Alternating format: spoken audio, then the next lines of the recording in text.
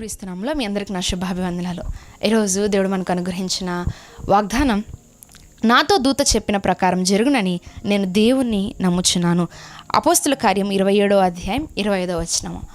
ఇక్కడ జరిగిన సందర్భం ఏమిటనంటే, అపోస్తులైన పౌలు గారు ప్రయాణమై వెళ్తూ ఉంటారు ఓడలో.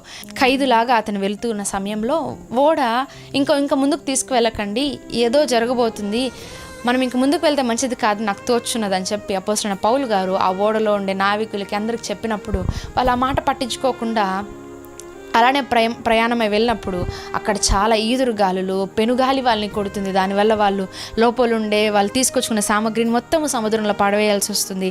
ఆ ఓడను మొత్తం కూడా త్రాళ్ళతో ఇట్లా చాలా ఇబ్బందులు ఎదుర్కొన్నప్పుడు చివరికి ఇంకా ప్రతిరోజు వాన కురటం వల్ల వాళ్ళకి ఇంకా దినాలు గడిచే కొద్దీ వాళ్ళకి భయం వేసిపోతుంది. ఏమనంటే ఇంక మనం బ్రతుకుతామన్న ఆశ బొత్తిగా మాలలో ఏమైపోయింది అని వాళ్ళు మాట్లాడుకోవడం ప్రారంభిస్తారు. మనం చనిపోతామేమో, ఇంకా తిరిగి మనకి ఒక డెస్టినేషన్కి అనేది చేరలేకపోతామేమో అని వాళ్ళు అనుకుంటారు.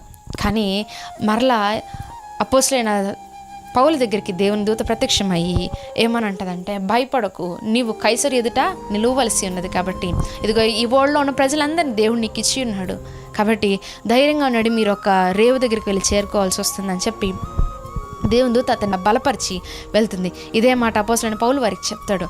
ఇందులో ఉన్న వాక్యం నేను మీకు చెప్పాలనుకుంటున్నాను ఏంటనంటే, అపోస్తులైన పౌలు గారు ఆ ఓడలో ఉన్నప్పుడు వాళ్ళకి చెప్తారు ఏమనంటే, అమ్మ ఇది మంచిది కాదు, ఇది ఇట్లా పోవాలి, ఇది ఇట్లా చేయాలని చెప్పి ఒక్కొక్కసారి దేవుని బిడ్డలు చెప్తూ ఉంటారు. కానీ పట్టించుకోకుండా ఈ మనుషులు వారి యొక్క సొంత ఆలోచనలు, సొంత ప్రయత్నాల వల్ల అటు ఇటు తీసుకెళ్ళిపోయి ఇట్లు దేవుని యొక్క మాట విన్న ప్రజల్ని కూడా ఒక దిశగా పోనివ్వకుండా చెడగొట్టిచ్చేస్తారు కదా.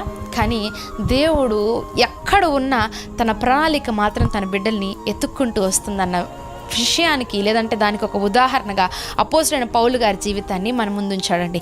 అంత పెద్ద తుఫాన్ వచ్చినా కూడా ఆ ఓళ్ళో అపోస్తులైన పౌలు దేవుణ్ణి నమ్ముకుని బిడ్డ, ఆయన చేత నడిపించబడుచున్న బిడ్డ ఆ ఓడలో ఉన్నాడు కాబట్టి అక్కడ ఉన్న వారికి ఏ హాని చేరకుండా వారు ఒక మంచి రేవుకు వెళ్ళి చేరుకోవటానికి, ఒక ఒడ్డుని లేదంటే ఒక మంచి సీషోర్కి వాళ్ళు వెళ్ళటానికి దేవుడు వారికి సహాయం చేయడానికి గల కారణం, ఆయన నమ్ముకొని ఉన్న బిడ్డల్ని దేవుడు విడిచిపెట్టేవాడు కాదు.